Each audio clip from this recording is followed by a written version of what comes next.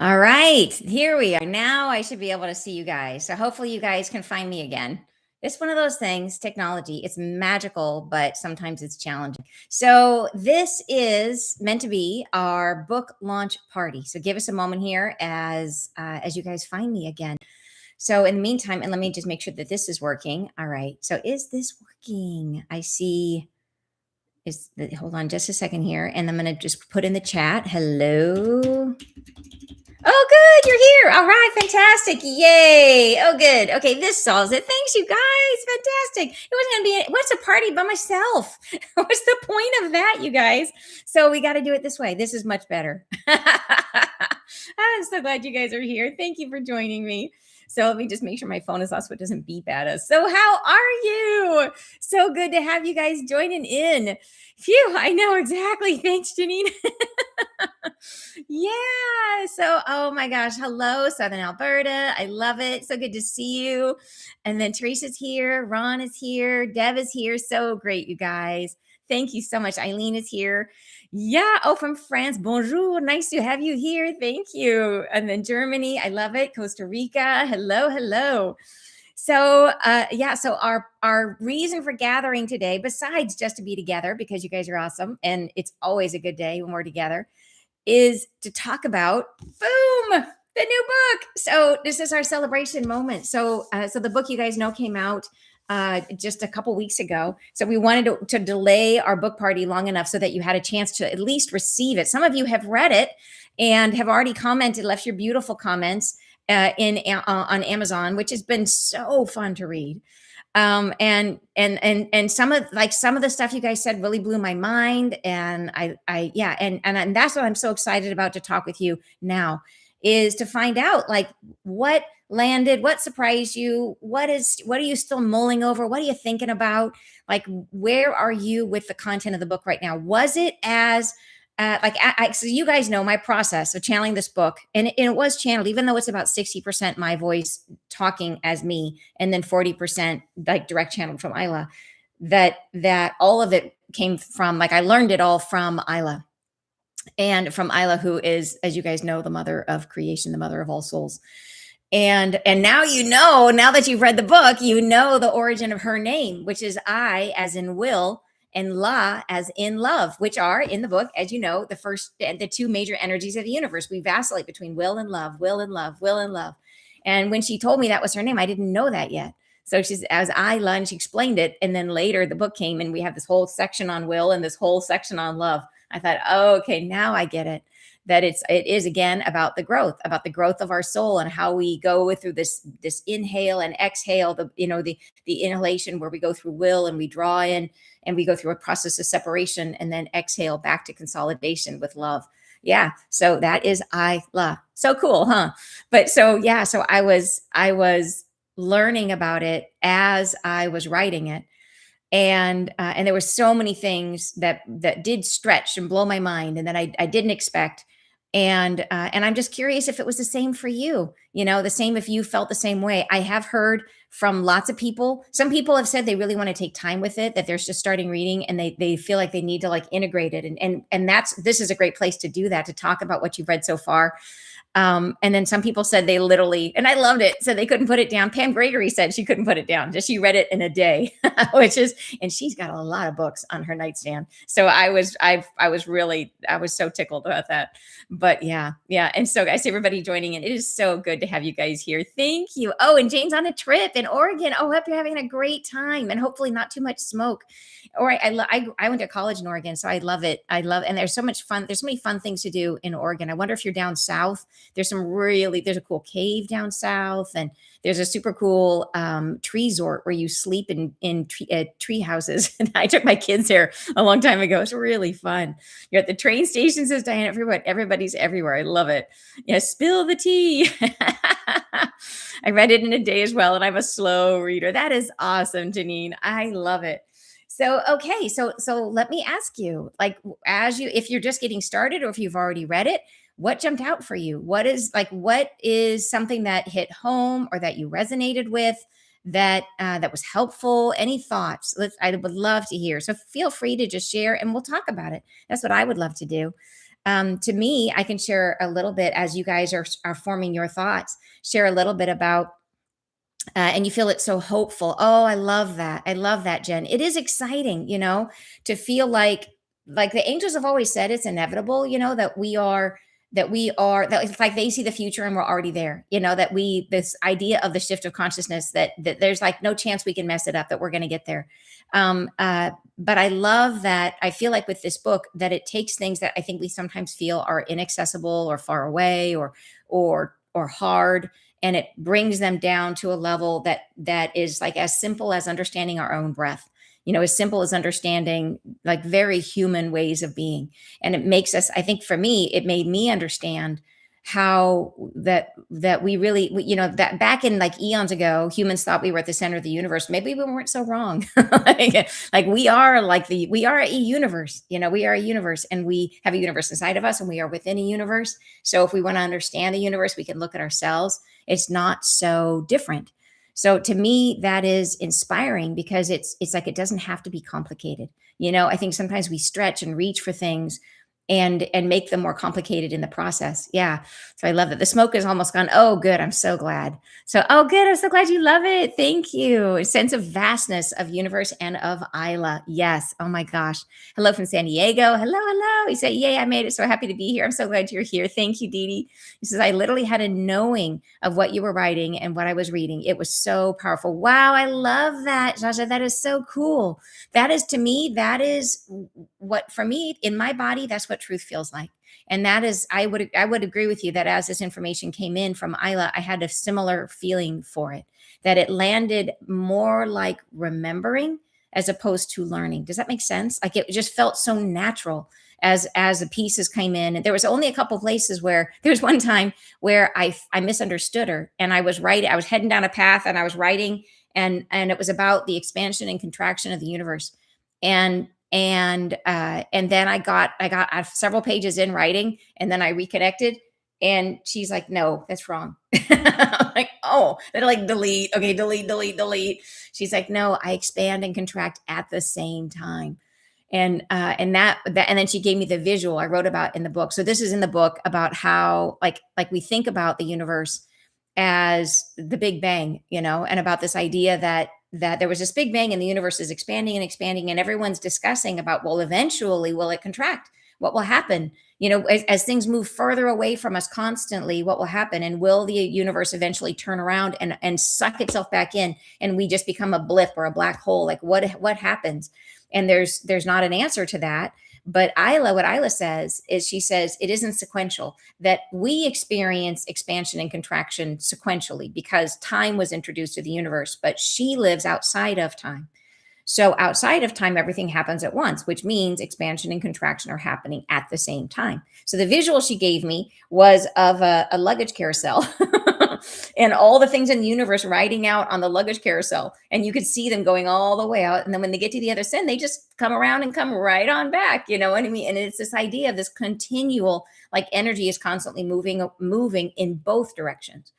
And the mechanism that it happens through is the that Isla, she gave me a visual of her like a Roomba, like a Roomba vacuum cleaner, that she is constantly sweeping the universe, like integrating everything that's expired, everything that's used up. Oh, and that's like thought forms, ideas, but also physical things that have density to them, things that have expired. They're constantly brought, like, and we call it like entropy, that things fall away. Like when things, if it's like if you don't continually maintain things, they fall away into what we would call chaos. But for her, it's returning things back to source energy, turning it back into infinite potential for something new to be created. And so these are the two. The one is the expression of form, and then one is the dissolution of form, right? That the upper luggage carousel goes out for expression of form into tighter and tighter form until finally, right, it returns back and becomes dissolution of form, and it falls apart and it becomes infinite potential again, which is like Isla's sandbox. It's like her Lego set, and she's like, what are we going to build with this? But she's not doing the building. We are, like those of us who are within the universe.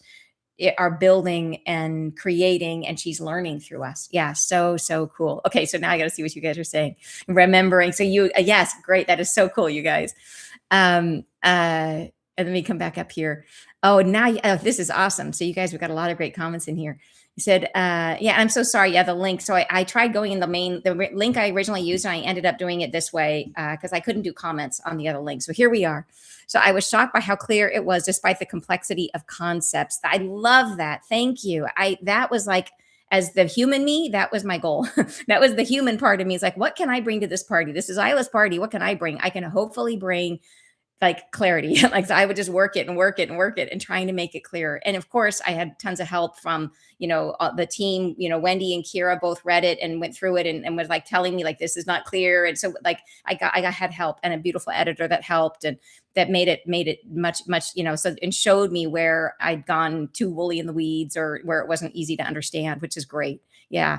I asked a question out loud and randomly opened the book. Oh, wow, how cool. So Eileen is saying she's using it almost like an oracle book where she asks a question and then randomly opens it and gets an answer. That is so cool. Let's try that. Who wants to answer a question? Let's do it. What is my question? So, okay, let's ask the question is, what should our blessing thought be for today for this conversation? All right, so let me just ask that of Isla. I'm going to ask her to show us in the book. Okay, a blessing thought for us for our conversation together. So I'm feeling, I'm feeling here. Boom. And I'm going to feel this one. Ooh, can there be relationships, deepening of relationships through this process? Yes, absolutely. There can be synchronicities in the meeting, in the drawing together of persons who are meant to bond in this manner. There is no prescription relating to who and how you choose to express yourself in this manner. It is not something you agreed upon before coming. It is merely an option. It is something you may choose to do should you wish to. Well, that is a beautiful blessing. That's so cool. Can there be relationship, deepening relationships and synchronicities in the meeting? How wonderful. So that's what we can expect for today, a deepening of relationship and synchronicities of meeting and drawing us together, right? The prescription, no prescription. So there's no specific way we have to do this, right? There's no specific way that, but it's an option. So we can choose to take from this conversation whatever we wish to take. It's here for us. How cool is that? I love that. We're going to do that more often. Oracle book. Thank you for that. That's so cool. Okay. Haven't read book. And that was a quote from, that was one of Isla's passages, by the way, that I just read. Haven't read the book. Happy to be here. Thank you so much, Marla. I hope you get a chance to read it soon. And then from Santa Fe, New Mexico. All right. The interview with Pam was amazing. Oh, thank you so much. All right. And you just stumbled on a diary from a book called Diary of a CEO. He had Daniel, see who works in AI. They said AGI will start taking over civilization. Oh, wow. Okay. So, that is not how I believe we will get to 5D. No, through AI. I think if anything, we have to be so careful about our relationship with technology. Like technology is absolutely can be a very positive force in our lives. But the challenge that I find with technology, as we are all on our spiritual path, is that it's almost like humanity has a memory of what it's like to be on the other side. We remember what it's like to be connected and to be in the sense of oneness and to have telepathy and to all those things. And so we have been trying to recreate that experience with technology. So we have like in spirit, you think about someone and you're immediately with them. It's almost like you can astral project. You can project your consciousness anywhere. And you probably have had that experiences in dreams, or you hear about it in near-death experiences that someone will think of something and then boom, they're right there. Well, we have recreated that with technology, with Zoom, with this technology we're using right here, where we're connected over vast distances. You think of someone and you can have a telepathic conversation with them by picking up your phone. So we have replaced the sense of oneness and connection with technology. And so same thing with tapping into universal source knowledge. We just Google, we Google and and so the challenge with that is that one of those is connected through spirit and one is not, right? When we're connected through our spiritual connection, it is all done through source light. It's done through the openness of the heart. And when we are in technology, who is governing that process, right? Who is deciding what shows up in our Google search, right? It's an algorithm, right? And who is controlling? Someone, there's humanity is controlling the algorithm. And so the challenge is it puts an intermediary between us and spirit. And even worse, it makes us lazy. Is that if we can use our technology to do all the things that we would do in spirit, why would we do the hard work of facing ourselves and growing and learning so that we can become coherent, so that we can have a genuine connection to source and to all that is? Why would we go through why would we evolve? Right? It's like if we can just be fat and happy on the sofa, eating our, drinking our whatever, just hanging out and, watching Jeopardy, why, why, and everything comes to us and it's easy. Why would we strive? Like, why would we push ourselves to evolve and grow? And so that I think that is the danger of technology. And so one of the things that I think it was the angels that said this a long time ago, that that there would be a moment where all the lights are going to go out, and all communication will be shut down, and it will be like a global reset, like the almost like hitting the reset button for technology. And it will be a rebirth of technology. And so technology today was born in the old vibration. And when it reboots, technology will be born in the new vibration. And so it will come in with a new consciousness. So we have the opportunity to use it in a way that is not replacing spirit, but is helping us in all the ways that it can. Like, it's amazing. We just want to make sure that it doesn't get in the way of our own sense of connectedness and our own ability to connect. And that stuff is coming online more and more, but quieting the assistance of technology, I think, is a useful exercise in the meantime. Yeah. So really interesting question. Thanks, Amy. And then never learned speed reading. I'm on page 98, loving it. In the essence of freedom, love begins is my favorite passage so far. I love that. And I'm glad you're taking your time with it. That is awesome. Yeah, it is really cool, that whole section. I love the section about how important freedom is in the process of reaching new earth. Like, freedom is like the pivot point that we have to embrace in order to reach the higher state of consciousness. And it is the freedom to be, the freedom and to allow ourselves to be and to allow others to be. And it's like, if you can just boil it down to this one thing, this is the thing that can we give ourselves. And that means accepting all parts of ourselves, letting all of us exist, being free internally, feeling free to be able to say what we feel all the time, to say what's on our mind, what's on our heart, to be truly in our truth, and then to accept other people in the same way. And that doesn't mean being rude, right? That doesn't mean hurting people's feelings, but it means being honest. And that was a struggle for me in my life. Like, a big struggle for me was the fear of hurting people's feelings and managing relationships, not always saying, like in my, one of the challenges I had in my marriages was that I developed the habit of, and it really came from my birth wounding, was feeling like, okay, oh, there's something I need to say. There's something I'm upset about, but I can't take it. It's not the right time now. I'll talk about it later. Or I have to manage the circumstances so I can say what I feel, that I didn't feel free to just say, no, this is what I feel. I didn't have that. So I had this fear from birth that if I said what if I had needs, people would leave. That was my wounding. If I had needs, people would leave. So I was very afraid to voice those needs. And now I understand I was not giving myself the freedom to be. I was checking myself and managing the situation and managing others too. And the way that I gradually, through healing, came to terms with that, there's the healing part, which is healing the wounding that occurred, early in my life. But then there's the belief part of it that goes on top of it, and the thought patterns and the habit that go on top of that. So you have to kind of heal all layers. And the thought pattern piece of it and the habitual part that I was able to shift by reframing what I was doing to understand that I was not being nice. That I think a lot of times we tell ourselves that we're being nice and that it's nice, or that we're stronger than the other person, so we can handle it. We can take the hard knocks and they can't. They're more, delicate or fragile, or it's not the right time or whatever. And so we just suck it up. And I realized, rather than saying that's being nice, I realized that's not telling the truth. And so that for me was the game changer, because I realized, wow, if I'm not telling the truth, like, that is not building the relationship. Like, that's not showing up authentically.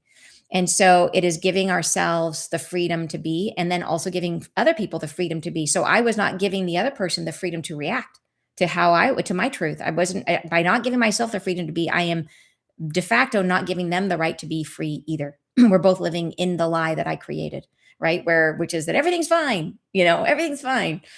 And actually a Saturday Night Live skit where this couple retires, and the guy is like super gung ho to go, like, to sell her house and like go RVing and like travel the world, and she's clearly not.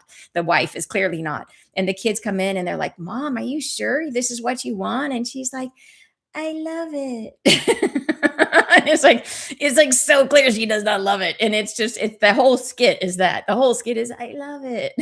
It's like, and it just reminds me of like all the ways we don't speak our truth. It's pretty funny.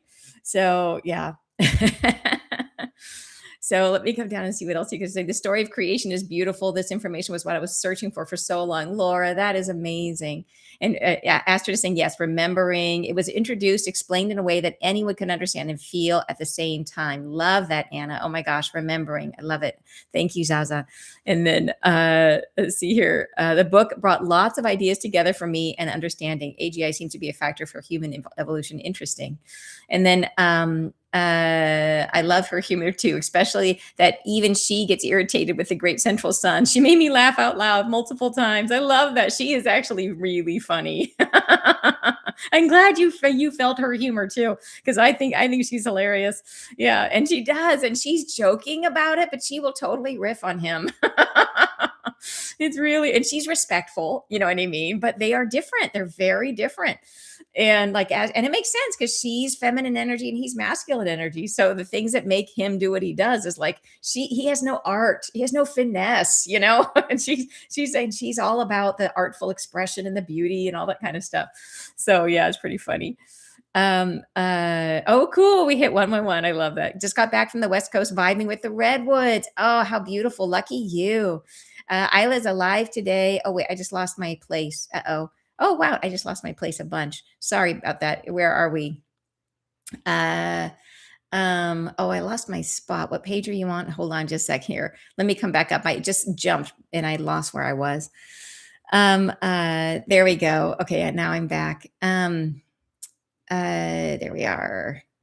And just got back from, oh no, there we go. And Isla's alive today and will be known worldwide with her twin flame goddess God. Very cool. Very cool. And then love Isla's humor. I love it. And then can you talk about Henry on page 13? Clarify my life as a near-death drowning. Oh my gosh, you guys. Yes. You say, whose life, me or Henry? I see similarities on his life versus yours and how you may be clearing up his karma. Yes. Yeah. Okay. So this is a crazy story, you guys. And I mention it. You're right. It is on page 13. So thank you. So for anybody who hasn't gotten to that section, here's the part that she's reflecting or referring to, that I talk about about how souls can separate, almost like a node that splits into two and splits into two. So the angels have called this process of like that we incarnate like two at a time, two by two, as like having a shoulder life. And the visual that I got for this was, imagine that, so the node, which was the previous soul or the previous life, splits into two. And now there are two separate incarnations that come in, and I am one, and then I have a shoulder life. But they showed me it's not always an equal, like it's almost like, imagine that you have like two balls on a string that kind of go, kind of like this, but one is slightly higher than the other. So it's almost like one stands on the shoulders of the other. So I think this is why when we come in and we say, okay, well, there's like a past life that is like our most activated past life, the one that we work on the most, it's our shoulder life. And yes, they are connected. So, and I say it here in the book, and I'll just read this short passage. If I too am a soul that came from a node separating into two, I may have an idea of the other soul that emerged with me. I first became aware of this other aspect of me through a channeled vision, and the angels have referred to him as my shoulder life. He has appeared repeatedly, each time sharing more details about his life. I know enough about him now that I've been able to identify him as Henry the Navigator, who was a prince of Portugal in the 1400s. Sometimes, as I'm moving up in my mind's eye to connect with Isla or the angels, I pass by him and am shown a scene from his life. I once assumed he was a past life of mine, but we know that there is no such thing as time, and we are both living now. There was an incredible karmic story I needed to heal, which played out in my near death by drowning. In my life as near death by drowning. That story was connected to Henry the Navigator and the loss of his true love, directly connecting our stories. We are one, perhaps connected by a single soul node that's separated from a previous node, and so on, all the way back to source. So that story, and I get chills as I begin talking about it because it was one of the most like insane stories of my life. So it started when I went to I went to a channeling intensive with a friend of mine who's a beautiful channel, and I spent like 7 or longer. I think it was like 10 days with her at her house, and we channeled. And she was making me channel. I thought I was going because she was going to channel, and she was making me channel. So I was like, wait a minute, it's not what I expected because I needed the practice. And so she was helping me and guiding me, and it was just like all day long. Like we would wake up in the morning, we'd start channeling. We would go out every afternoon for lunch, but then we come back and we would work and channel until like late at night. So it was intensive, really intensive.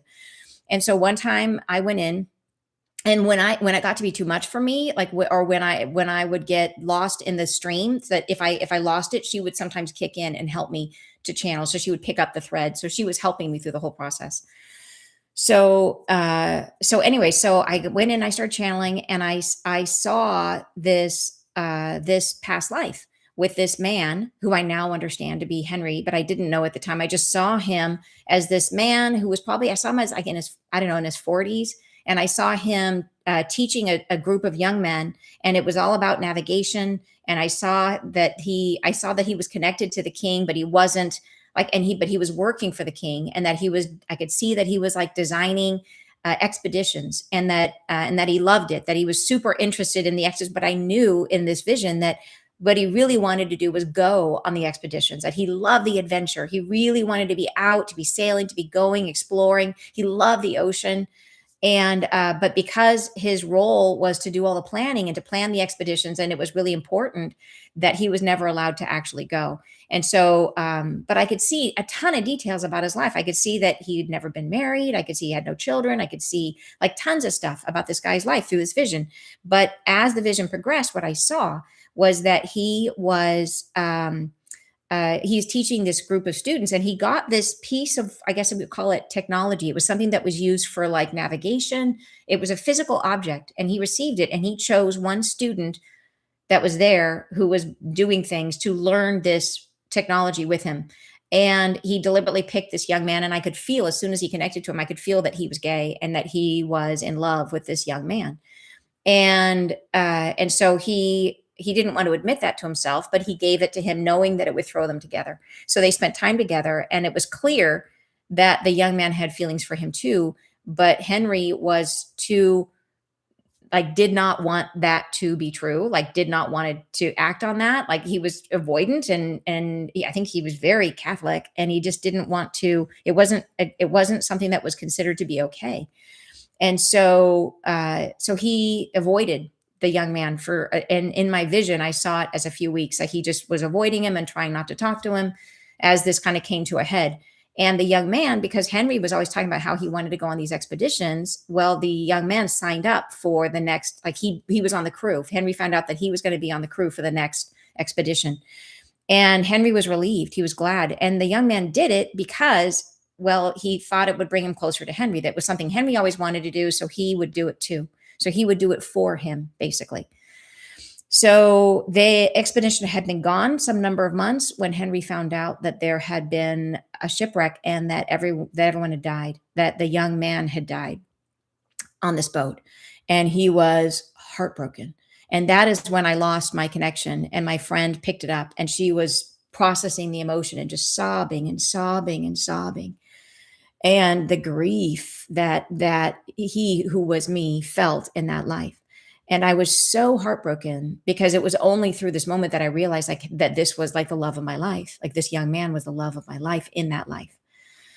And it was, and so in that life I died wishing it had been me, saying if only it had been me that had been on the boat, that if I had been the one that died, that it was just so painful for me. So I died with that death wish, wishing that I had been the one that died by drowning. So okay, so I had that vision. I didn't, in the vision, I didn't know the part about my death wish. I just saw the drowning, and with my friend's help, the two of us processed emotion from that loss. but I didn't really understand. Like it was all fairly new to me, and I really didn't understand the implications of it, or it just felt I was even still slightly in doubt about my own channeling. Like it was like, is this real? It just seemed so strange to me. So I was still in the process of like just coming to terms with it all. So years later, I realize I have an energetic block in my liver, and there's some energy there, emotional energy that's needing to be processed.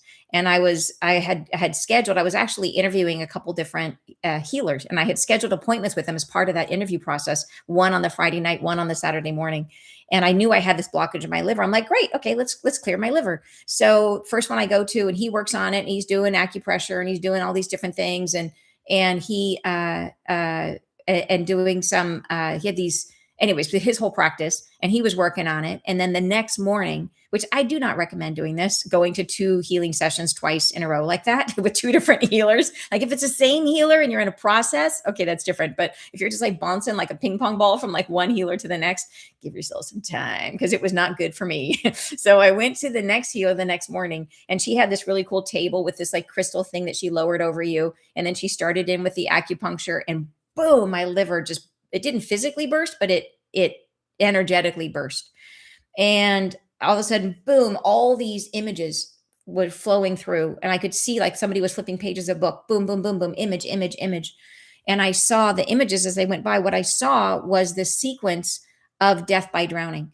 And I saw three events in my life where I nearly drowned, overlapped by the stages of the drowning of the young man that I loved in that life. So the way it worked is like the first scene I saw was myself at age 12 at the first stage of drowning, which is when I was 12, I was boogie boarding, and I got hit by a wave, and I was knocked off my feet, and I was spinning and spinning and sucking in water. It's like being at the surface. So I had that memory of the feeling of like not being able to stay above the water and inhaling water. And I remembered that. And then it was overlaid with the vision of the young man that I loved in that life, of him falling into the water, and it's storming, and he can't stay above the water, and he's breathing in water. And then it moves to the second stage of drowning, and I'm brought to a memory of this life where I was a little baby, and I was over at my neighbor's house, and I stepped into the pool, and I, quite like babies do, I just sank. I sank right to the bottom, and I was brought to a scene of the life of the young man as he had been above the water trying to stay above, and then finally got fatigued and hypothermia and everything else, and he slowly started sinking under the water. So I saw myself sinking as an infant, and then I saw him sinking in the ocean. And then it went to the third stage of drowning, which would have been death. And I was brought to a time period of my life in my late 20s when I was pregnant, and I was whitewater rafting. It was early in my pregnancy, and I was whitewater rafting with my partner at the time, my husband at the time, and we hit like in the raft, like there was the people who were running the expedition were not super professional, and they just were not managing the group very well, and we flipped, and I was flipped far away from the raft, and I went right behind, like when there's a big rock in the middle of the river, all the water comes around and over that rock, and it creates like an underwater waterfall. And I was thrown into that, like on the backside of a rock. And the suction of the waterfall, all that water, the force of that water pouring around that rock was so strong that it pulled me right to the bottom of the river and pinned me there. It was so strong. I had a wetsuit on, and it pulled my booties right off my feet, just whoosh, just pulled them right off. And I was pinned there, and I couldn't move. And time slowed down, and I had the thought, oh my God, I'm going to die here. Like this is, I cannot get out.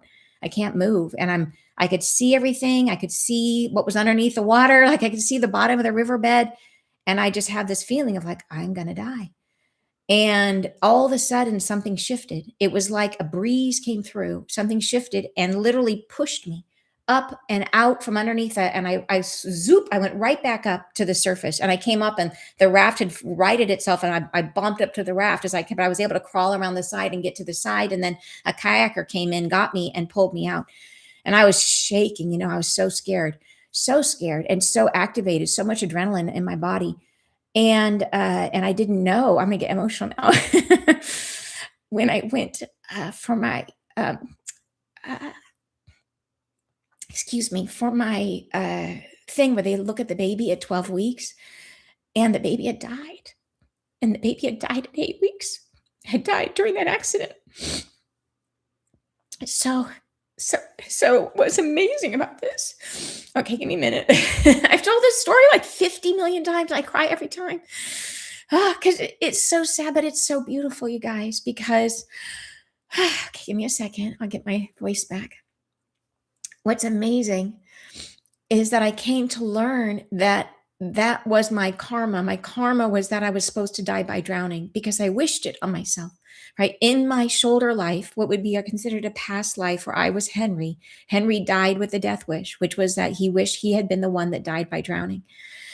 And so I needed to clear that karma by dying by drowning. And so I had two warm-ups, right? One was I was a baby, one was I was 12, and then here in my late 20s, I was about to die by drowning. But what was amazing is being pregnant is that someone had to take that death because that was the karma that needed to be fulfilled. Someone had to die. And so my baby died. My baby took the karma for me, which is amazing. Amazing. So what's incredible about this is that the story doesn't end there. Is that I have since found out from my son's journey and learning about, and I read his dreams for him and help him interpret his dreams, and clear as day in his dreams, he is that child that he reincarnated and became my firstborn, my son. So he was the one that took the death. And what I also see in his dreams is that he did not fully cross over after that happened, that he stayed in my field and waited for the next opportunity to come in. So he didn't go all the way back. He waited. And his journey, here's what's amazing about it, is that so he served me by helping me to clear karma that I needed to clear in order to live this life. But what's incredible is that it served him too, is that it activated a karmic loop in his life about that death, in which he has spent several years of his own. He's actually been in my soul convergence program, and he has been clearing that wound, which was so by taking that death. And all of his dreams show it. His dreams show him coming down an elevator and getting to the bottom and being told he has to go back to the top again and has to come back, or trying to check into a hotel and being told he can't check. He has to leave and check in again. And it's again and again and again. And he's now I believe he's at the end of that process of clearing that wound. But it was part of his karma that he was born with to clear. There was a specific thing he needed to clear, and this was the best way to activate it in his life. So the amazing thing about this was seeing how our lives are not a whole book by themselves. Our lives are one chapter in a much longer book. And it's fun. We get to see the one chapter, but when you start to get glimpses into the rest of the book, it can be absolutely mind bending. And then to see that we're not just one book by ourselves, that we are like a multi-dimensional book where my book overlaps with his book, my son's book, and how my karma and his karma, we were able to heal each other's karma through this process, which is just amazing, just amazing. So, and it's been incredible to see that and to know that he was the first baby and that he's still with me is like incredible. Yeah. So yeah, thanks for asking. Very emotional, emotional story, amazing story. Then the other thing that has been true, which has been incredible, is that connection that I have to Henry. So the way I found out that he was Henry the Navigator was through my visions. I saw lots of stuff about him. I had no idea who he was, but I started researching because I was going to try to tell a story. And I was giving a speech, and I was going to try to tell the story as part of the speech. And so I started researching, like, what would you call a person who designs expeditions for a king? And I knew he lived in Portugal. I had a lot of details. I had like dozens of very specific details, such as like that he never had children, that he worked for the king, that he designed expeditions, that he was into cartography, that he was like, I had very specific details. So I was just trying to get the name of what he would have been, like a master of arms or something like that. So I was Googling, and most of and after looking through quite a few, it popped up Henry the Navigator. And I started reading his biography, and it just blew my mind because it was like every single thing was confirmed. Even the fact that he wanted to go on expeditions but never could, that he never had children, that he was Catholic, that he lived in Portugal, that he worked for the king, like so many details. And then after that, now it has happened many, many times that I will be going up in my process of connection and I will see him, which is wild. I will see a scene from his life. And like one time I saw him as a young man on a boat with like a fisherman and a dog, and they were out at sea. And I just see this vision of the him with on the like a small boat, not a big one, like a little fisher boat on a boat with this dog and this man. And I'm thinking, oh, he's got a dog. Like, and then it floats into my head the word Portuguese water dog.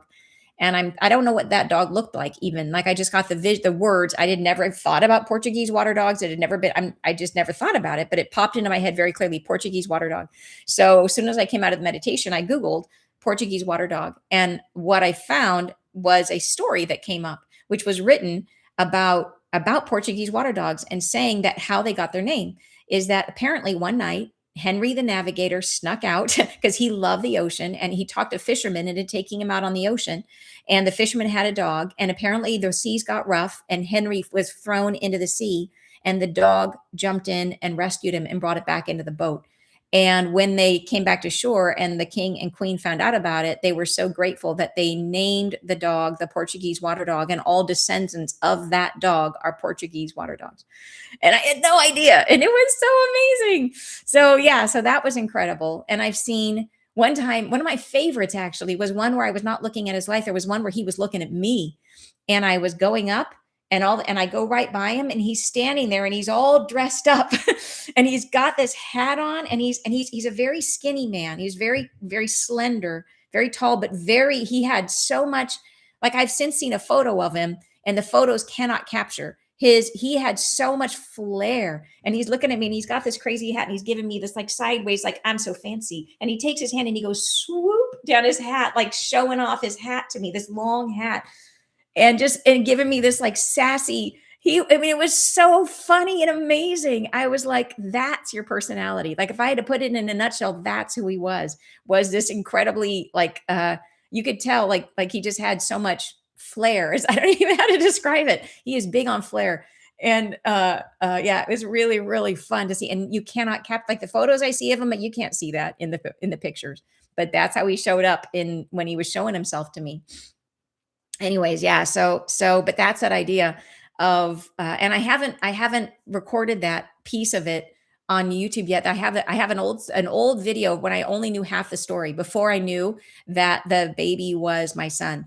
And that's the QR code that's in the book links to that story, which was from a speech that I gave where I told that story several years ago before I knew the whole story. So this is actually the whole story, as far as I know it so far anyways. And but yeah, but it's been an amazing part of my journey for sure. And I know we all have stories like that. We all do. Yeah. Take a breath after that one. Della's at the very few last pages, but you love the way you structured the information, interweaving your discussion with Isla's. Oh, thank you so much.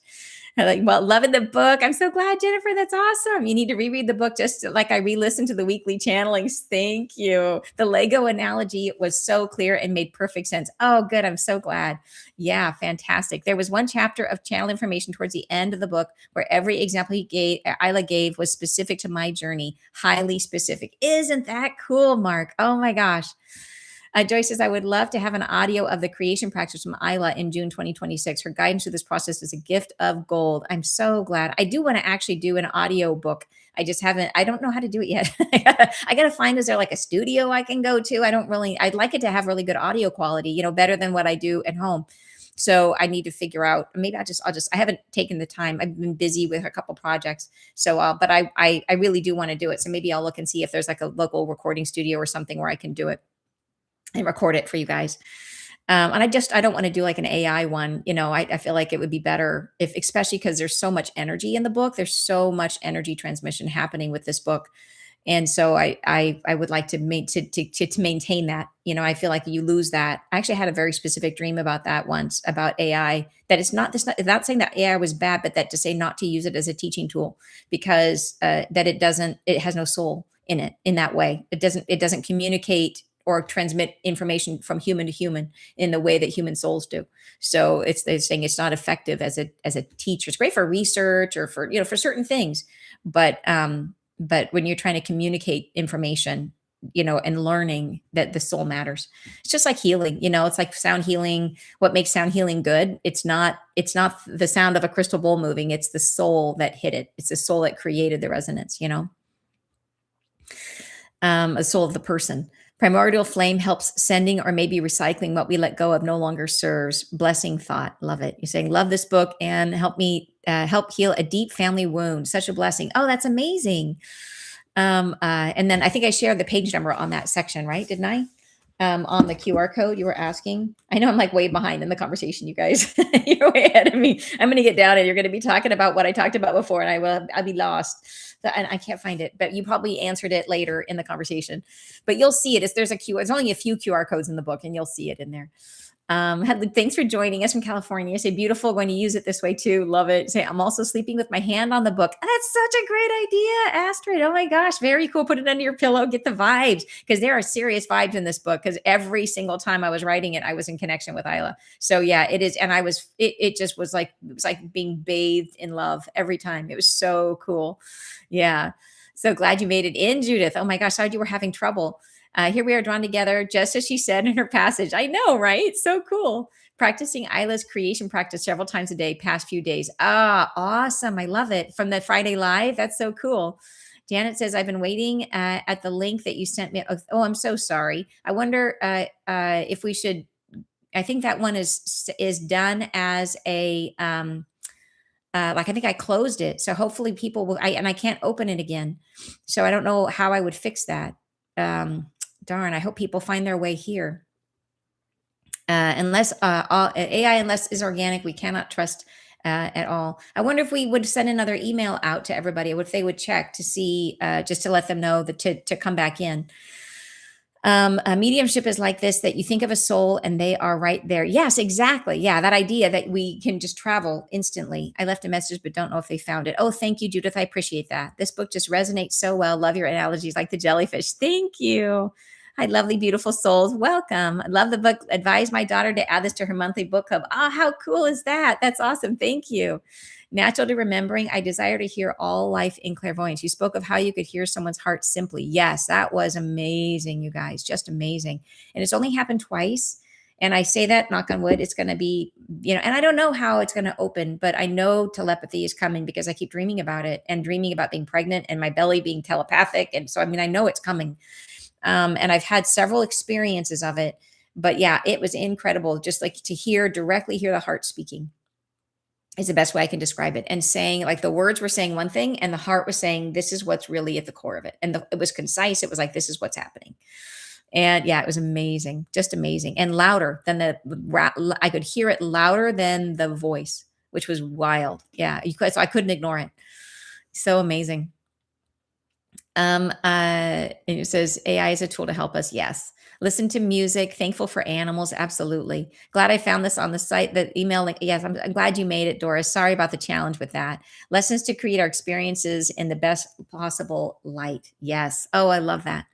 Adult children don't ask parents for anything anymore. They just look things up online. It's like we aren't needed for information any longer. Isn't that funny? Yeah. It is. I think they still certainly need us. They certainly do, but maybe not for information. My kids stopped needing me for information a while ago, especially my son. My daughter is like sometimes, well, even my daughter, both of them are they seem to be pretty savvy in the world. So yeah, there's things I can help with, when they haven't done something, I can still help. But they mostly, like, I find that the role I end up playing more than anything is just helping them process their lives, helping them understand, and also helping them to see their own reactivity and helping them grow, which is, I define that to be so rewarding, so incredibly rewarding. Yeah. Soon y'all witness some dome leaking plasma. The veil will be lifted. The second time, the second realm will be visible. And then Sue says, hey, Sue, I remember the channeling from the October 2025 retreat you have on page 80. Reading it again brought back the amazing feeling it gave me. I am within a field of delight. Wasn't that a fun message? That opened the Expand Your Heart retreat last year. That was I think her first channeling. So those of you who weren't there, to set the stage. So we were at the Expand Your Heart retreat, which we have here in Seattle. It's coming up again this October. And we meet in this beautiful room. and it's completely soundproof, which is why I love, love, love this venue, because you don't hear, people in other hotel, anything. It's this quiet, lovely room. And Isla comes through, and everybody's and people have come in from all over the world, and we're all gathered, and the room is so silent, and you can hear a pin drop. And then Isla comes through, and she tells us, "I am in a field of delight." And she tells us that she has been cultivating this lovely field of delight, and she is giddy. Like if you listen to the live channeling from that, her energy is, she's so excited. She's literally giddy, and you can feel the delight. And she's like, "Well, I could keep this delight all to myself, or I could give it to you." And she's like, "I have been cultivating this field of delight." And so the whole point, she says, of all of us coming together was to be like, what she planned for the whole retreat was to generate this incredible field of delight, and then to invite us all into it, and then to see what we would create with the field of delight over the course of that retreat. So it was so cool. And you could see it in action, like over the course of the weekend, that people became increasingly joyful. So much so that by the end of the retreat, like I was running around with my camera, and I was like asking people to like dance, like to do like an expressive dance of like whatever, like they were eating their lunch. I'm like, "Dance your lunch." And they would. And it was like everybody, even the staff members were doing it. Like it was like, everyone was just so goofy. Like we got like connected to the inner child. It was like just having fun together. So, and it was a field of delight. Like people were just, even the people who were, I would say, the most shy, the ones who were maybe the most reluctant, that it really didn't take long. Everybody was included. Everybody came forward and felt seen and loved. Yeah, it was so much fun. Yeah, so it was amazing. So that's where that came from, and you can read it. I'm not sure. I'd have to find a page number to read you an excerpt from that, from the Field of Delight. I kind of want to, because it was so good. And if anybody knows the page, and you can say it, and I can share that passage with you guys. But it was a beautiful begin. That was one of the things, honestly, that began the whole process of writing the book, is when she started coming through with this information, and it was all new to me. Yeah, and you're going to get yours tomorrow. Yay, Julie, that's so cool. Here, and it says the 10th Panchen Lama did not leave instructions because of a successor, because he died unexpectedly at age 50 after criticizing China's impact on the 11th named by. Yeah, so I know, like I said, I did try to address it in the book, that there's the battle between China and Tibet about that, but it also still raises the question. So I think when you're a Lama, that no death is unexpected. Do you know what I mean? That it's like yogis that, and I think all like when you're on your path, like I am told before I lose a loved one, way in advance. I'm told months in advance before I lose a loved one. And so I think that's the case. So I still think, even though it was an unexpected or a quick death, that there's no such thing when someone is that connected, that it's always known in advance. And when there's going to be an exit, and you can see it in someone's field when there's going to be an exit, even if it's an accident. Like I remember someone telling me, who could see auras, that one time they saw people like getting on an elevator, and they saw their fields contracted, and then all of a sudden there was an accident, and the elevator crashed, and everybody in the elevator died, but they could see the fields contract before it happened, which is amazing. But anyways, that's my perspective. Freedom to come from our hearts and to be who we are. Yes, absolutely. Freedom section was my favorite too. It was truly the crux of everything for me. Oh, I love that. That's beautiful. It's the 10th in New Zealand, and it's my birthday. What a way to celebrate. Congratulations. Happy birthday, Angela. That is awesome. Yeah, so cool. Freedom to speak your truth. And that was a huge struggle for me with my mother. Speaking my truth would always lead to some sort of punishment. Oh my gosh. And what a way to bring in that karma to clear it, right? To clear it. It's so hard, because when we look at that situation, it can bring up all the difficult feelings. But I also say it's like having it manifest in our world as a way to bring it out, better out than in. It was always there to begin with, and now we're just bringing it out so we can see it, so we can work with it, so we can heal it, so we can finally be free of it. Yeah. Free to be you. I love it, Juanita. And you said, I hear. And then you're saying, love being one drop in manifesting new earth, new vibrations and frequencies of thought form. Love it. What what does growth look like in a higher frequency with new consciousness? Is it to be appreciative and acceptance of diversity? What is it in contrast we learn from the 5D? So let me reread that. Hey, Natasha, I hope you're doing all right. I've been thinking about you with the fires over in your direction. I hope you're all right since you moved and everything. What does growth look like in higher frequency with new consciousness? Is it to be appreciative and acceptance of diversity? What is the contrast we learn from in 5D? Great question. So my understanding is that we have been growing through contrast, which we consider to be karma, where we externalize ourselves and then we bump into that externalization and we are forced to see ourselves in the reality. When we shift to the new state of consciousness, then it is the so here's an interesting concept, is that we have been living in an expanded state of consciousness now, but we are expanded along the axis of time, that we have what we take it for granted, but we have an ability, an expanded state where we can exist consciously in the past and the future as well as in the present moment. As we shift into the new state of consciousness, that state of expansion contracts. And we now live exclusively in the now moment. And that then directs that. If that took a ton of energy to spread our energy out this way, we call that energy in to the now moment and it has to go somewhere. So boom, it goes up and it connects us with all that is. So we expand along the vertical axis, right? If we were expanded horizontally across time, we now expand vertically up to connect with the source and all that is and each other. So from that state, if we're no longer going to be in the karmic state of living in the past and the future, then in the new state, the challenge becomes, we're connected with all that is, how do I live in the new state? And how do I understand what is most needed by the earth? What is most needed by everyone else? And what am I uniquely gifted to be able to create? And then the challenge is to become a masterful manifester. And the challenge is trying to create that. So we will bump up against ourselves in our limitations, and our growth will be trying to learn how to manifest as well as we possibly can. And so it's a different type of growth. It's not so much pain. There's not so much struggle. It's a little bit like you've signed up to do like the hardest Lego project you can imagine. And it might frustrate you at times and you might struggle with it and you might need help sometimes, but there's never a moment where you're like in despair because you can't finish the Lego project, if you get my drift. So it's a really different experience. It's born in the energy of love, right? As opposed to the energy of will. So it's a very, very different experience, but absolutely, growth still happens, but and that's why Isla has been really focusing on trying to help us learn to manifest. So that is when eventually I will put together, it probably maybe by October, be ready to teach a workshop that builds on all the concepts in the book. And in that workshop, there'll be a lot about Isla's bringing through information now, and I've been working with her to try to develop it, about how to learn to embrace this new form of manifestation, which really just is not a lot like the way we've had to manifest in the past. Like where, in our 3D reality, we everybody's watched The Secret, we know that feel it as if it already exists and visualize and all those kind of things. And this is really different.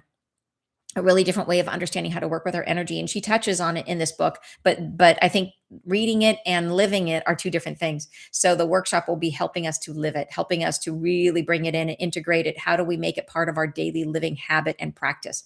So yeah, it's exciting to think about. So hopefully that answers it, Natasha. Thanks for asking. Hi, everybody. For some reason I wasn't, thank you so much. I'm glad you made it in. Emilio interview. Love it when Isla spoke of Mother Earth. Very cool. Thank you. Loving the book. Says, oh, yay. Andrea's here. She says, I've had a noticeable increase in exhaustion and need for rest with no change in your routine. Do energetic shifts or integration commonly affect the body as we move into New Earth? Absolutely. And you are not alone. I've heard from multiple people that they've been exhausted over the past few days. So if you guys are feeling that, like unusually exhausted.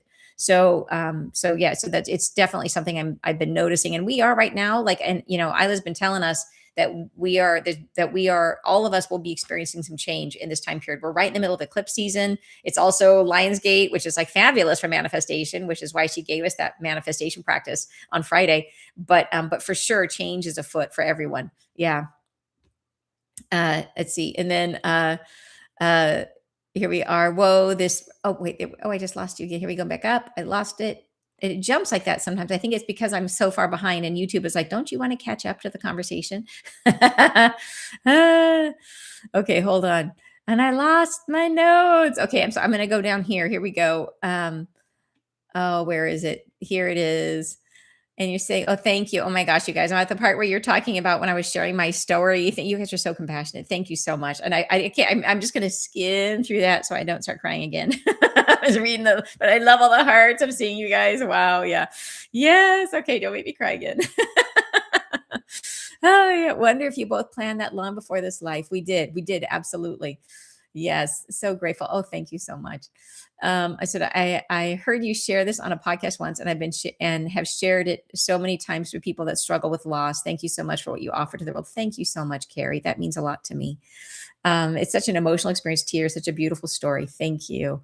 I appreciate that very much, you guys. Wow, what a story. Thank you for your vulnerability. Yeah, it is one of those things. It does feel better not keeping it to myself. It does feel better. It really does. And it has a happy ending, which is the beautiful thing is I think we all have happy endings. We just don't always see it. I just found out that who was it that was just asking me, and I saw who their new baby was, and it was uh uh oh gosh, who was it? This is like the problem with channeling. My brain is like Swiss cheese. It'll come back to me. But I was all excited because I was like, oh my gosh, I know who that is. And it was like their grandpa. Anyways, but yeah, so we travel like in this family loops where we come back and we are with each other. So like even if like, and I know I'm not the only one here who's had a miscarriage. I know many of us, we never talk about it, but many of us have them. Many of us. That was the thing that shocked me when I had one. Everyone came out of the woodwork and been like, I had one too. Everybody seems like has one. And it's okay, but the thing that was really healing is to know that baby that left maybe didn't leave at all and maybe comes back again, or stays with you in your life as a guide, so they don't leave. Yeah, which is amazing. Thank you for sharing. Just beautiful. He was waiting to come back at exactly the right time to be your son. Yes, yes, absolutely. It's like my favorite movie, Cloud Atlas. Our lives are not our own. From womb to tomb, we are bound to others, past, present, and future. Yes, and integrate and incarnating together. Cloud Atlas is a perfect mirror of these connections. Wow. On a lighter note, that's a great. Oh, thank you so much. Sending you so much love. And Chris, thank you so much. You're closing a chapter soon after 26 years. We got this. Oh my gosh, Andrea. Yes. Okay. I'm thinking about you. I wonder what you're up to. So happy to be here. Thank you so much for joining us, Kara. Isn't it an amazing film? Yeah, I haven't seen the whole thing. I got to watch this now. You guys are talking about it. Book helped me to see my incarnations not as past, but as other nodes on a web of which I am also another node. It's all happening now. Yes, absolutely. So cool, right? Really. So thank you for being with us. I appreciate you joining us in Ireland. And then Nancy says, my mind is blown. Holy cow, so amazing. Thank you, Nancy. Andrea says, I have a son that passed away at birth, and I also know was reborn as my grandson. Yes, exactly. So incredible, right? We're still connected at the heart. Yes. Love the story about the Portuguese water dog. Thanks, Cora. Yeah, so amazing. Here we go. Oh, wow. Sending hugs and prayers. Love it. It sounds like Henry I think he was very flamboyant, very, very flamboyant. and just had so much style, his way of being was so he had it. He had like if he was alive today, he'd be like a great dancer, now I understand your costume from the 20. Yes, exactly. That's who I was. Exactly. So Angie's talking about at the retreat on the last retreat, on Saturday night, we'd throw a party. And last year, the theme of the party was to come as you were. So come as your past life. So I wore a Henry the Navigator, as close as I could get to a Henry the Navigator costume. I will show you a photo if you want to see. Oh, it was, and everybody went for it. It was such a hoot. People like really dressed their past selves as much as everybody that if they didn't have one, they would sort of pick one, but everybody went to the nines. So that would have been, let me go back, 2025 and October. We always do it in October. Okay, so I'm going to look up and find this for you guys because it's very funny. Oh no, that was last year. I had the rain. Oh, last year that was something different because I'm wearing. No, that was a pajama party. I had on my. Okay, you guys. Yes, you guys get the gist. We do a lot of silly things. That's me and my rainbow jumper. That was a 2024 retreat. Okay, if you guys want to see this, I don't want to make you wait. If I'm trying to scroll through and trying to find a photo of myself in this. Here's one. Okay, here's one, me with Wendy. It's not a very flattering photo, but it's cute. So there I am wearing my Henry the Navigator costume. And it was the full Monty. Like I had the whole, here's a picture. So, okay, so you can kind of see it, but I had like everybody's so that I had like the boots and the whole thing. It was really fun. Here we go. Okay, here's a cute one. There you go. So that's me in the middle with the red hat, and so that's me as Henry the Navigator. Such a fun time. Yeah, it was really cool. Let's see. It was my enemies. Oh my goodness. Your angels drove you for 4 hours of sleep at the wheel. Holy cow, Kylie. What a story. That's incredible. Wow, wow, wow. Here we go. So intense, so interesting that our wishes become such a strong karma that must be, in fact, be resolved. Yes, it really makes you be aware to be careful about what you wish for, because we do create, stuff that we have to fulfill or resolve. Yeah, and thank you so much, Lisa. And thank you to God as well. Thank you that there are two studios. Oh, okay, thanks. Okay, perfect. Yeah, thank you for checking that, Wendy. I'll look into the studios. We can look into that. Congrats on the new book. I'll definitely grab a copy. Fantastic. Hello from Toronto. All right, glad you're with us. This is such a timely book. Thank you so much for all the information. I'm only halfway through, but it's so eye-opening. Love it. Please, please, please, hear your voice is part of healing. Oh, thank you so much, Eileen. Thank you for the encouragement. I will do an audio book. Thank you. I could hear you and Isla as plain as if you were with me as I read the words, the cadence, the intonation, everything. That is so cool, Janine. Wow. I love that. I love that means a lot if it can convey a voice. You know what I mean? That it's not that the writing isn't stiff, that it comes from the heart. So that's thank you so much. Please use your voice in the audiobook. It makes it really personal. Thank you.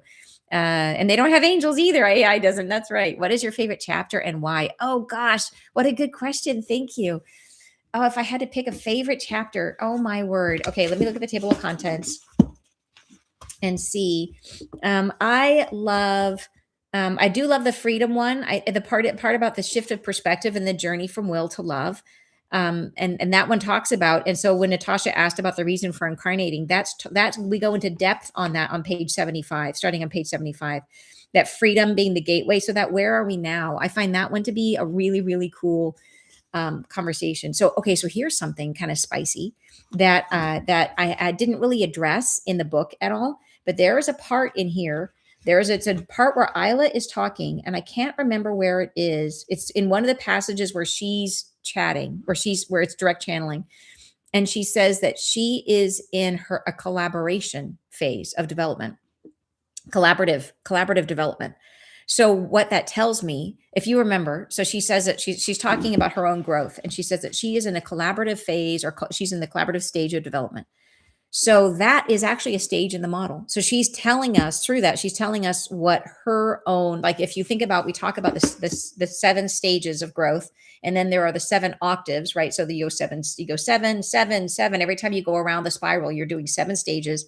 Then you go up 7 levels of the spiral, right? She's telling us what level of the spiral she is on. She is on the collaborative, which is number 3. So she is in the 3rd stage of development. So that is where the universe is. The universe, because the universe is her expression, it's her field. The universe, we are in stage 5, which is transition. The universe, which would be basically Isla's field of creation, is in the stage of separation and collaboration.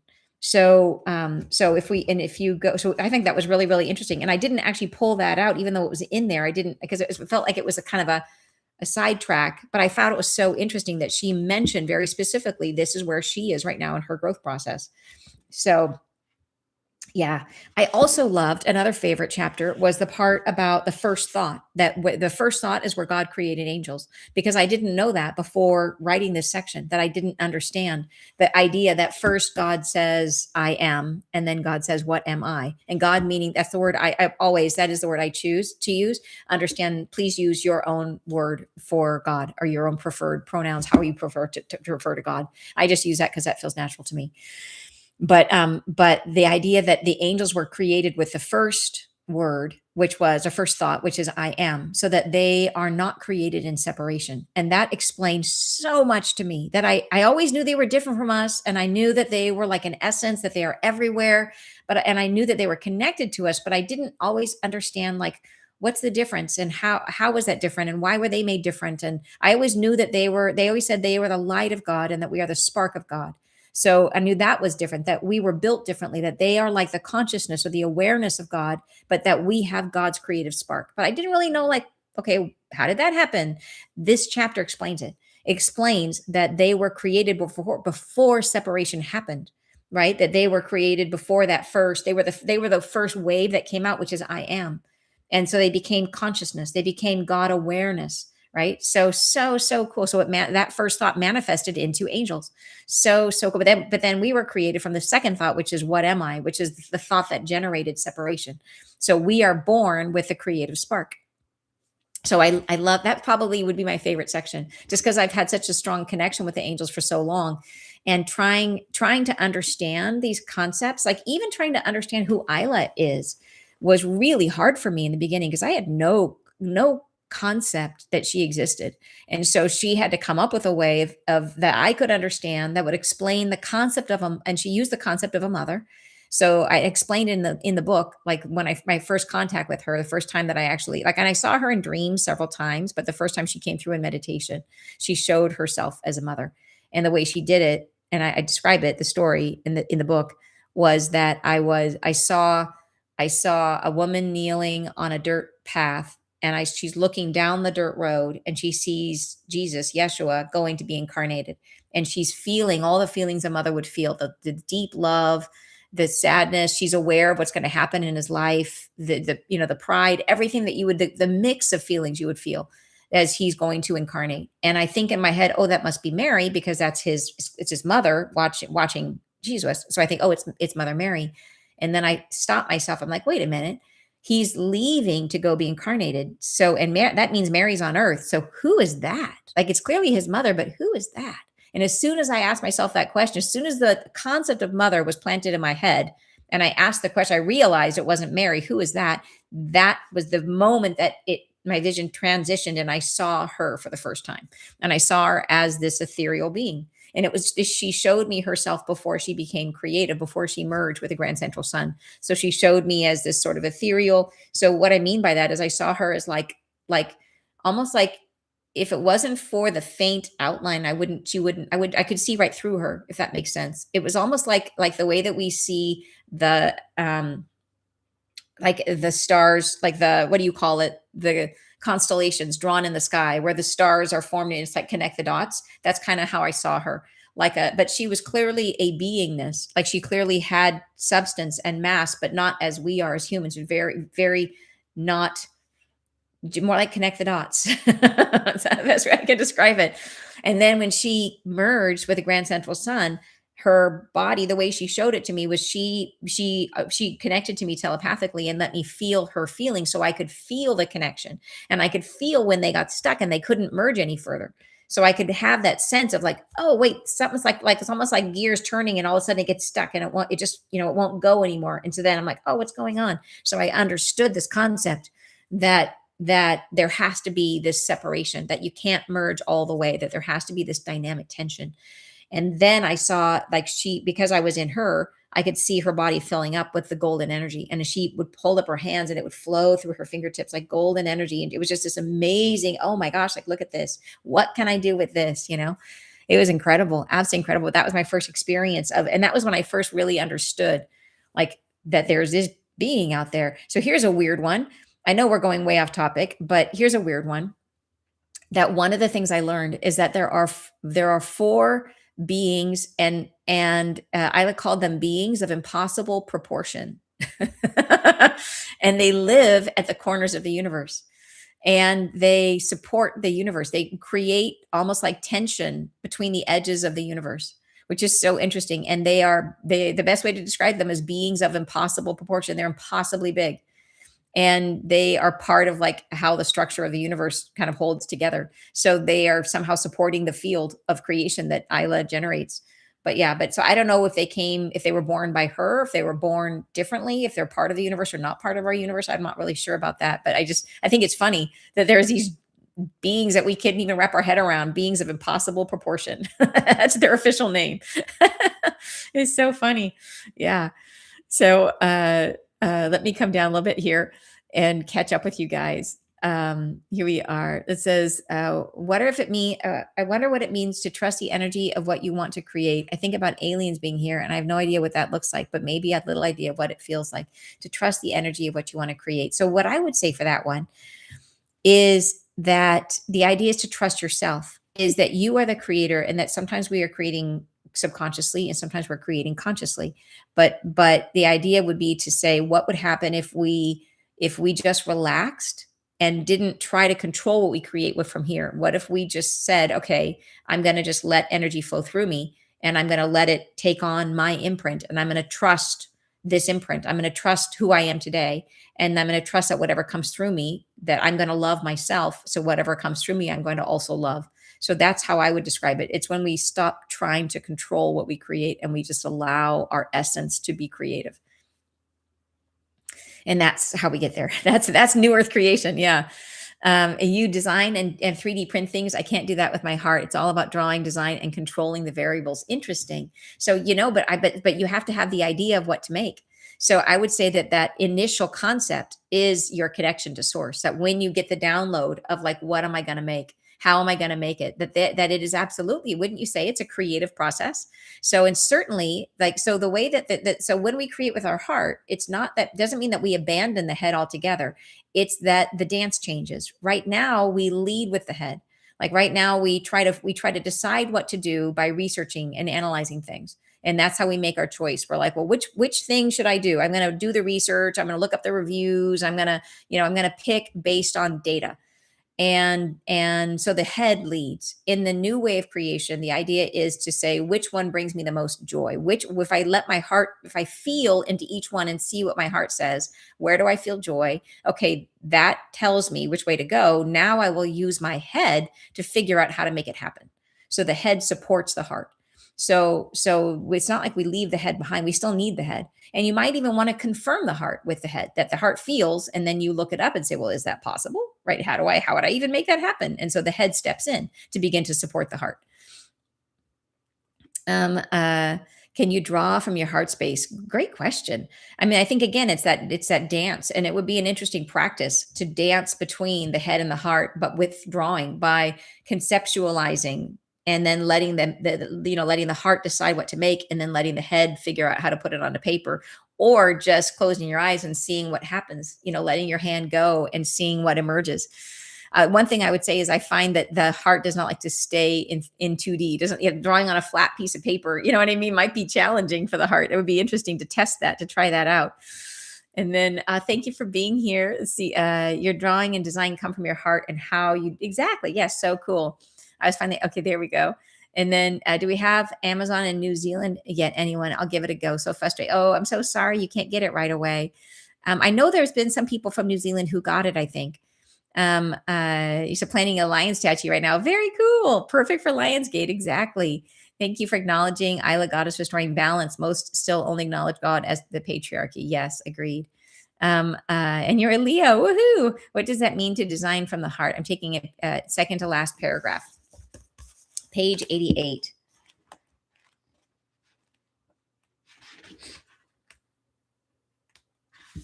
So here it is. Oh, this is about control. Okay. Do you ever feel better when you are controlling? Does anxiety ever leave you when you are controlling? It does not. It does not beget love. It never creates the fulfillment of its promise. It always leaves you wanting more, more, more control. You can never have enough control because life is unruly. There is nothing wrong with taking action. You must take action. You must engage in your reality. This is how you engage your creative apparatus: to do things, to be inspired, to try, to operate, to engage in the physical, to bring yourself into the world and become fully engaged is part of loving what is. But to feel that you must design and control, well, what if I had designed and controlled my energy? What do you create? More of what you are, and that becomes boring. I have done it, and so I know what I'm talking about. This is Isla talking. This whole thing is direct channel from Isla. It's much more fun to create in the vibration of love, to infuse the power to create with the vibration of love. This is the choice that you are making, bringing your divine spark into alignment with the divine principle, loving what is. So I see your question. You're saying, when she says, but to feel that you must design and control. And so this is that idea of it doesn't mean that there's anything wrong with interpreting your vision through design, but it means, do you start it's basically what we talked about. Do you start from the head or do you start from the heart? So some of you, if you have read my first book, this one, and this is my copy. It has like loads of notes in it. This is my first book. And this book talks about the 7 different soul types and how we each embody one of the 7 stages that I talk about in this book. So here we have the 7 stages of soul growth. Those 7 stages we all incorporate into our body and live as one of the 7 stages. So for example, my soul type is the first one, which is I put it in here. You'll see in the description in the beginning here. I'm number 1, which is coherence and optimization. So this is my soul type, and the statement is I am. It's coming from the space of the beginning. And so in this book, I talk about what does it mean to be that soul type. So if you are strong in design and say that you're creating things, that's definitely something that a 1 soul type might do. But all of the 7 types are creative. We just create in different ways. So in that soul type as an optimizer, the way that you tend to get your intuition, the way that your energy flows into the body is it tends to come when you're in the space of being open and expansive. And you might be, doing something where you're on a walk or your body is engaged, but your mind is free floating. And then all of a sudden, boom, in comes the concept, in comes the idea. You might start with a question, and so the example of this might be like, you might be that person that is, like maybe you've wanted to remodel houses before and you walk into a house and it's disgusting and it's everything's breaking, but all of a sudden something drops into your head and you can see it the way it could be. Like you have a vision for, oh my gosh, I could see the kitchen over there. I can imagine, I can already see these French doors going out to a beautiful deck and everyone else is looking at it and they just see like the stains on the carpet and the old paneling and they're like, it's disgusting. You're like, no, it's beautiful because I see it. And that's a total optimizer soul and stage 1 soul. And that's and so if you're in design, the idea is that the inspiration comes in, boom, there it is. And you have the vision in your head, but then you got to take that vision and you got to manifest it out into the world. And that's where the brain steps in. And so, but if you start with the brain, you end up with much less inspiration. You start living inside a box that someone else created. It's almost like saying, well, okay, I have to redo this house, but I'm going to go and find designs that other people did. And I'm going to just recreate those and I'm going to just put them into motion. There's no inspiration. There's no moment where you have the vision. So that's the difference, I would say, is we're really striving to move into the space where we are generative, where we are creative. And then the mind is the one, and we're not trying to restrict or limit ourselves, that we're in a flow state, working with our reality, trying to bring things into manifestation. So the idea in this book is that you go through that each of us, when we incarnate into one of these 7 ones, and each one plays a different role in the process of creation and is best at one stage of creation. And it tells you a lot about what you make in your life. It's a fascinating, but I didn't even know when I wrote this book, I had no idea that it was an expansion of the model that's in this book. This is the first one. It's just that this one is looking at it from the cosmic perspective. This book is looking at it from the individual perspective, from how am I creating in this world right now?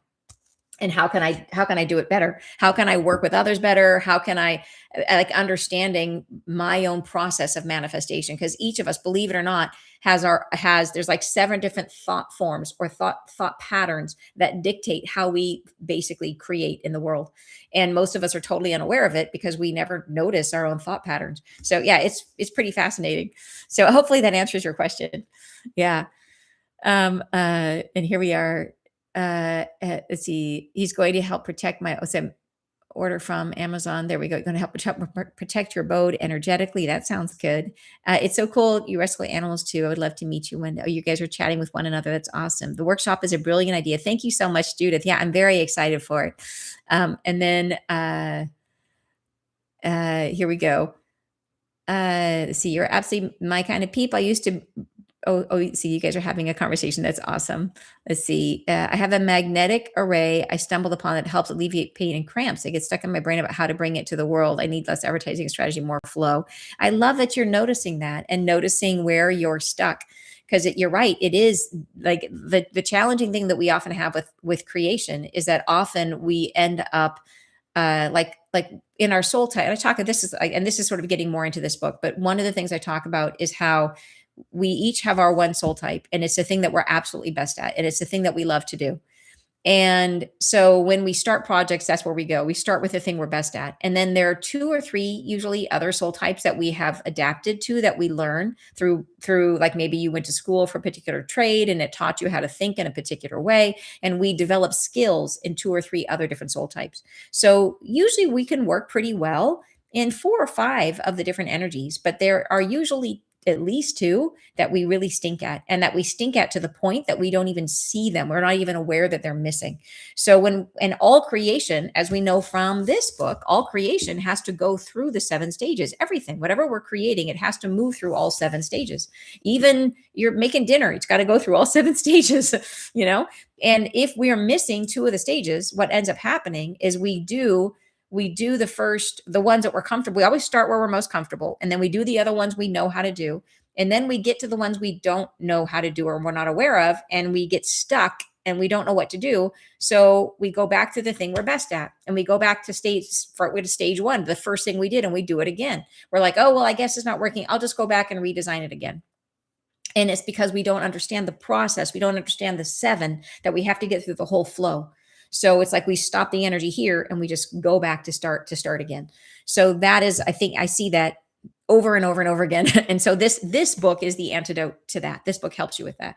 Yeah. And helps you understand your gaps and how to work through all seven energies. It's really cool. If I do say so, it's very cool.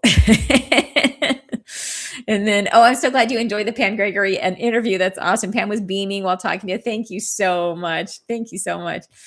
Yeah, that was a super fun conversation. And then let's see here. And you said, I can see people teaching from a map to New Earth. I would love to be one of those teachers. That's a fun idea. I love that. You say, I want to make jewelry that matches or helps elevate people's frequencies. I don't know how to find what each element frequency is or how to combine them. Isn't that a fun idea? Start there and see, like, open up and see where it takes you. I think that's a super fun idea. Yeah, I love it. And if you are feeling that, like, just open up to the possibility, almost like you are riding the crest of a wave and being guided, and see where it takes you. And so people, information, things will pop up for you. So cool. And then sending so much love. Thank you so much. How about crystals? Yeah, exactly. I also had a hiccup in the book where we should do what brings love without putting any weight on the outcome. That's a very wild concept for me. Oh, I'm so glad you mentioned that. So that we do what brings love without putting any weight on the outcome. And so I wish I knew. Do you know what section of the book you were reading? What part? If you knew, put it in the chat. It said, why would I do something if a possible outcome is brutal? So what section are you reading when you're getting that message? I wonder what part. If you can remember, let me know, and then we can talk about it together. And then Catherine has been frequency bathing at night. Let's go. It was early. Okay, yeah, take a look and let me know what you find. So, and then I know I missed some stuff back up here too. So I'm going to go back in, and then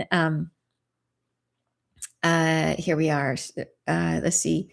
I used to breed rats and a pet. So at one point I had over. Oh my goodness, that's amazing. It does. Oh, I'm so sorry if I didn't tell you the book name, you guys. It's called. I'll hold it still. I probably was moving it all over the place. It's called Undoubtedly Awesome. I want to create a new cover that blends with the other cover to show how they're connected. And it's on Amazon right now. So it's Undoubtedly Awesome. And there is an ebook for it as well, if you want. So, and this is the book I wrote. And this is actually kind of a fun thing. I wrote this book. Gosh, it was like, when was it published? It feels like such a long time ago now. In 2016, you guys, 10 years ago is when I published this book. And when I talked about it just recently we did a book club in our Soul Society, and I talked about this book, and I hadn't looked at it in a long time, and I had to go back and like just reread it and go through it again, and just to kind of reawaken all the concepts in my mind. And the thing that was awesome about it was, like, I love this book. Like, going back and reading it, I was like, yay, old me. Thank you, me from 10 years ago for writing that. I really like that book. It's a good book. But the funny thing is I was different back then. And I am so much, if you notice, now that you've read this book, if you read this one, the me from 10 years ago was much more careful, was much more like, everything is very like right in its place. Everything's very organized, very structured. Like this one, I'm like freewheeling it. I'm like, let's channel and we're going to write some more and we're just laughing and having a good time. This one, I'm like, follows B, follows C, follows D. And so I'm a different person in this book. But what's amazing to me is I was the person I needed to be then to write this book. That this book required that level of detail, because in this book I'm describing 7 different distinct types. I needed to be very regulated. I needed to make sure I had really strong distinctions between each one, and I needed to build this model and express it in a way that was clear. And so I needed to be in that state. It was back at a time when, you guys have heard me about painting, and how my challenge I had back when I used to paint was that I was really tight, and I would just get in there and I every little detail, and that's who I was back then, and that's the person that wrote this book, was just getting in there. But I needed to, or it needed to be that clear in order to be so that you could learn from it. Otherwise it would be too flowy, but the me that I am now was the right person to write this book. So it's cool to see that evolution and to say, oh, okay, I see everything's unfolding according to the plan that nobody shared with me. Like it's happening the way it happened, and it's all perfect. Yeah. And then and Charles says technology was born to bring you and us, and here we are. Yes, yes. And I believe I'm a user and a believer in it for sure, but I do also believe that it will evolve with us, which is cool. Let me go back down here and see if you figured out which chapter you found it. Where was it? Let's see. So should we read your first book first? No, go ahead and read this one, because they're not sequential like that. Like, you can start with this one because this is the one, like, this is the most current one that we're talking about. It's definitely fitting for New Earth. But if you're interested in learning in more depth about, I would definitely like this one. Once you've read this one, you will want this one. Because it takes what you've learned in this one and it takes it home and brings it home to you personally. So I would start with this one, because this is about where we are today. This is about, we are in the 5th stage. We are the transition team. Like, this is the one that's more specific to this time. Yeah. So yeah, so but I'm glad you're curious, because it's fascinating to just it gives us this framework of understanding what we are, really what we are. Yeah. And you're saying, we can think about ways to go through, but there must be a time when mind can't go through. It's usually at the deeper level. And at the beginning, where the unconscious is stronger, no mind works there. And you're saying, and you listen to people's voices. Yeah. So I will do an audiobook at some point. Yeah. And you just ordered your copy. Fantastic. That's so cool. It says, thank you, me from 10 years ago. Exactly. Yeah. And Wendy is sharing. So the workshops I mentioned that we're going to do that expand on this book, that really get into the concept of creation and how can we apply this in our lives, is gonna start in October. Yeah. Mastery we can apply to this life too, would to be led by our heart intuition and higher self rather than the head. Exactly. Yes. Fantastic. And he said, trust my higher self and my path. Love it. You got all 3. Oh, fantastic, Michelle. So how do we, without Amazon? I am not sure, but I swear I thought someone from Amazon got the book. I think someone from New Zealand is coming to the October retreat. So if, like, I'm not sure, like, if it'd be awesome if that person could bring you back a book. I don't know. Or maybe come to the retreat with her. We're going to have their books at the retreat. Yes, that would be great. Let's see here. I can't find it again. Okay. All right. Well, thank you so much for looking. No, it's no problem. And then I'm in New Zealand, and you bought it from, yeah. Okay. So New Zealand. So you did buy it from Amazon Australia. Thank you. I knew that it was available because we have other people who bought it from New Zealand. Thank you so much. And page 6 talks about disharmony. So looking forward to the Map to New Earth workshop. Fantastic. Yeah, the retreats are every October is when we've been doing it. So this year it's going to be the weekend of October 16th, I think. And so you'll see there's quite a bit in here and I try to say at the top of when there's direct channeled sections, I say where it came from. So some you'll see some that came directly from the retreat. So you can get a sense of the kind of channeling and energy that comes through. And it's really fun, really, really fun. And deep, that particular retreat I call Eat, Pray, Love, because we that's what we do. We do it all day long. Eat, pray, love, eat, pray, love, eat, pray, love. We start in the morning, we have the food, the place we go, the food is incredible. And we do go plant-based while we're there because it helps everybody with the energies. It keeps you in the super high vibe. And then we bring in Isla. We do these incredible channelings, incredible healing comes through. and amazing stuff happens. We've had people come away. I'm thinking specifically of Mary came away channeling the angels from one of the retreats. It was just so cool. But all kinds of stuff happens. And then after that, we have fun. So the fun is a big piece of it because it's part of being in that joyful energy, which helps us with the healing, And so, laughter is the same frequency as healing. So the joy part of it, the love part of it is absolutely, to me, a critical piece, a component of the retreat experience. It's like, how can we create a container where our vibe just goes up and up and up? How can we do that together? And yeah, it is, and that's, for me, is really, really fun. Yeah, it's in Seattle. Yeah. Yeah, it's in right here. And so it is in Seattle there. Seattle is a hub for Alaska Airlines. So it's really easy to get to from a lot of places. Alaska frequently runs fare sales, which is great. And they're almost always to Seattle because the hub is here. And then the lodge, which is, it's incredible because it's a gorgeous nature lodge on like an 18-acre wetland. So you're surrounded by this nature preserve, and it is so close to the airport that there's a free shuttle. So you don't even have to like rent a car or anything. You literally can take the free shuttle direct from the airport. So it's kind of like an amazing, like, I didn't even know how they swung that. Like, how is it you get this nature preserve so close to the airport? But it works out great. Yeah, it works out, particularly when you're traveling in. It's so nice not to, I don't know about you guys, but traveling into a new city is such a pain to deal with a rental car and all that kind of stuff. It's just nice to be able to land and be taken to where you need to go. Yeah. Yeah, Seattle is a cool city for sure. So you're from Mexico and trying to buy your book, but it says it's sold out. Oh my goodness, they shouldn't be sold out because it should be print on demand. So I'm so sorry. Maybe give it another swing. I'm sorry it's giving you that message. It's been you never know with Amazon, but and we are going to do it through regular bookstores as well. We just haven't done that yet. So we will do that. If you feel called to go to retreat, and Natasha's here. She says, if you feel at all called to go to the retreat in October, I could not recommend it enough. It can be life changing. Oh, thank you so much, Natasha. It was so cool to spend time with you there last year. I hope you can make it again. It'd be great to see you. Yeah, there we go. Oh, they're a little bit behind in the printing. Oh, okay. Yeah, I think it did. It's been great. I think it hit bestseller in a couple categories. So, which is like in channeling and in self-help, it was like number one bestseller. And those are big categories, you guys. So it was really, really accessible. Thank you. Like, I mean, honestly, the thing that fills my heart is the reviews that you guys took the time to write were so incredibly kind and so supportive. And I recognize that is like, I'm so glad you love the book, but I also recognize that it was a gift that you gave, and I'm very grateful. So thank you. It means a lot. So it means a lot to me now, just in terms of having written the book and been on my own, writing it for so long and not having any idea. Would anybody else find this to be as mind opening and heart opening as it was for me?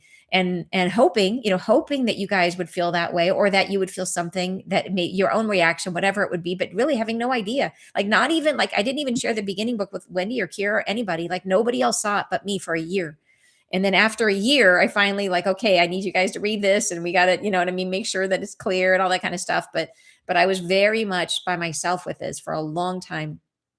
And it is amazing now to have you guys reading it and sharing your thoughts and feelings, and that to find that it's impactful for you too is super exciting, super, super exciting. So my hope is that more and more people will find it, and that it will have an impact. It's a little bit of like what Isla talks about. She mentions it in a book, this idea that the way things live on is because we create them and we let them go. And so that is my hope with this book, that I've written it, but I am absolutely welcoming the idea that I give it to you, and you don't have to take the same meaning from it that I took, that I give it to you with no strings attached. And now it's yours, and you create from it whatever is meaningful in your life. However it serves you, it is yours to create with. It is yours to learn from. You can use it to hold plants on your nightstand if you want, or you can read it. And if it serves you, like, and that's a cool feeling, is to create it and let it go and send it to the wind, and then just to hope that it takes on a life of its own and becomes its own thing. So that's my wish for the book. And I'm trying to take that out of a page out of Isla's book, where she says that's how she created our universe, which was not to control the universe, but to create us, to create souls, and to let us go, and to give us all the power that she had, to give us all the creative ability that she had, and just to let us be. and let us create. And she's like, sometimes she's not going to love what we create, and sometimes she's going to love it, but she'll learn either way, so cool. Oh, and you found your thing. Okay, great. I'll look. It was on page 140. Let's take a look and see what you were reading. And I'm glad you're bringing it up. If you have questions about things, I'm glad you're bringing it up. Letting go of the future. Oh, yes. Okay, this is cool. So here's a section in here where she's talking about the concept of letting go of control, and how it's not easy for us to let go. But this is one of, like, how do we move forward? This is from the section, how do we move forward? And this is on page 140. And so the concept of letting go applies both to our past and our future. We let go of our future by letting go of what we create, what we were just talking about. Isla has struggled with this too. Here she describes how she discovered this important lesson and why it mattered, or why it matters. And so this came through. I channeled this in 2025. She says, I will tell you, having been alive beyond the scope of time, coming from a place wherein I was born, as you might say, at the crest of this universe, as one of the primary consciousnesses created by God, I have lived for what seems like forever. In that time period, in the beginning, before I fully understood what it was to be created, I tried to control reality. I tried to create from inside of myself again and again. And what I created was more of the same. It became lifeless, not enjoyable. It was a lonely experience. It did not beget anything. I learned quickly, very quickly, that there is something more to this concept, to creation. I can have the energy I had. I had it. It was given. I was given this gift. I was given this gift through a union. And I wonder if this is the part that you were thinking of. Is this right? Give me a thumbs up. It says, for me, I try to control making something that will sell so I can give life to my creations. Isla is more saying to create for the love of it. So no, I think the difference is she's saying to create something and let it go. So you bring it into the world, and then the idea is to not necessarily, like, so it's sort of like the idea, if you write a song, then you know that other people are going to take that song and they might play it on a guitar, they might play it on a harmonica, they might butcher it, they might change it, they might decide that Alvin and the Chipmunks need to sing your song, right? Like, they could do crazy things with your song. But the idea is to let them do it, to let them have it, and let them do what they're going to do with it. And so it takes up, so the way I would apply this, say if you're creating a product or you're creating something, is to understand how will it live in the hearts and the minds of your customers. That you're creating something not to define it or create it or to maintain it as part of your own energy field. You're trying to create something that other people will take in and take on and make something new with in their own lives. So if you can figure out how to release it in that way, that's the piece that's missing. And so say, for example, you're making a product and you're trying to say, I'm bringing this product into the world, and how people will apply it, you don't always know how it's going to ripple out into their lives, but the intention is to enable them to use it however is most going to benefit them. Like, that's the energy that we're trying to hold. It is the idea of releasing it and letting it go. And so it's easier to think about applying that when you're thinking about a song or a book or something like that. But what about a physical product? Well, it's the same thing of how will it become part of their life? How will it improve their life? How might it be integrated in ways that you don't even understand? And doing your best to facilitate that, doing your best to get out of the way of it becoming about them as opposed to about us, right? That it really becomes their story from that point forward. And if you can help them to find that story, you've helped them on their journey. So it's less about telling the story of the product, and it's more about telling the story of the life that they're going to make with it. Does that make sense? And that's where I think where you start to capture the imagination and the creative ability of a person who might become your client or your customer. I hope that helps. I know that we could talk about that kind of stuff for hours. It goes deep, but it's beautiful. Yeah. Thank you for how you interpret what you channel in such a beautiful way that we can understand it. Oh, thank you so much, Jackie. And say that's what happened with the song "In the Arms of an Angel." It took on a completely different meaning than was intended. Yes, right? Yeah, that's for sure. The magnetic array, it says, but it also helping me meditate in a place in my heart. That's very cool. And you said it's been trying to control how to sell it instead of releasing it. Beautiful. I love that. Thank you. Yeah, that's I'm glad you're thinking through that. And then thank you for saying this. I'm trying to make a YouTube channel about our rescue, and I'm working on releasing attachment to the channel and just letting the video out with happy end. That's awesome. I love it. That's great. Treating it more like a child, I'm releasing. Yes, exactly. And thinking about, like, with a child, what you want for the child is the child to find what is their truth, right? You want them to discover, and you want to support that. Like, you want to give them opportunities and guide them towards opportunities, but you want to hopefully put them in a position where they can find their own path. And so it's that idea that you're supporting it. You don't abandon it. Like, and that's the challenge. You don't just open the door and chuck it out there and close the door again. Like, if you did that with a child, the child would fail. You have to be underneath it, lifting it up, but you try to put it into different streams of possibility and see how it can evolve and let it grow. Let it grow into something maybe you didn't expect. And helping people find their story with your product. Yeah.